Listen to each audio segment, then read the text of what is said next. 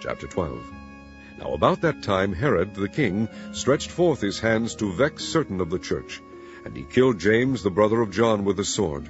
And because he saw it pleased the Jews, he proceeded further to take Peter also. Then were the days of unleavened bread.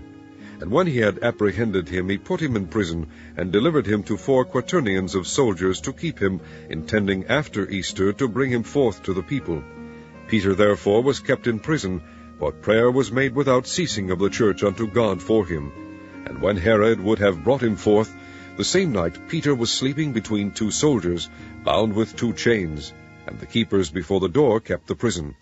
And behold, the angel of the Lord came upon him, and a light shined in the prison. And he smote Peter on the side, and raised him up, saying, Arise up quickly. And his chains fell off from his hands. And the angel said unto him, Gird thyself, and bind on thy sandals. And so he did. And he saith unto him, Cast thy garment about thee, and follow me. And he went out, and followed him, and wist not that it was true which was done by the angel, but thought he saw a vision. When they were past the first and the second ward, they came unto the iron gate that leadeth unto the city, which opened to them of his own accord. And they went out, and passed on through one street, and forthwith the angel departed from him. And when Peter was come to himself, he said, Now I know of a surety that the Lord hath sent his angel, and hath delivered me out of the hand of Herod, and from all the expectation of the people of the Jews. And when he had considered the thing, he came to the house of Mary, the mother of John, whose surname was Mark, where many were gathered together praying.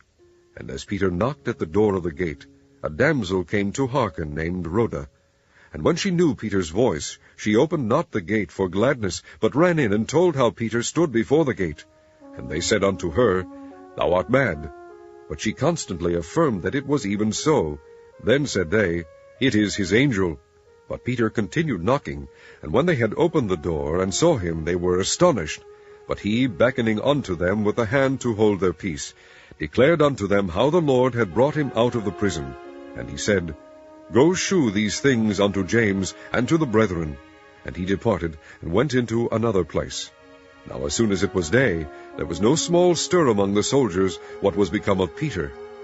And when Herod had sought for him, and found him not, he examined the keepers, and commanded that they should be put to death. And he went down from Judea to Caesarea, and there abode. And Herod was highly displeased with them of Tyre and Sidon, but they came with one accord to him, and having made Blastus the king's chamberlain their friend, desired peace, because their country was nourished by the king's country.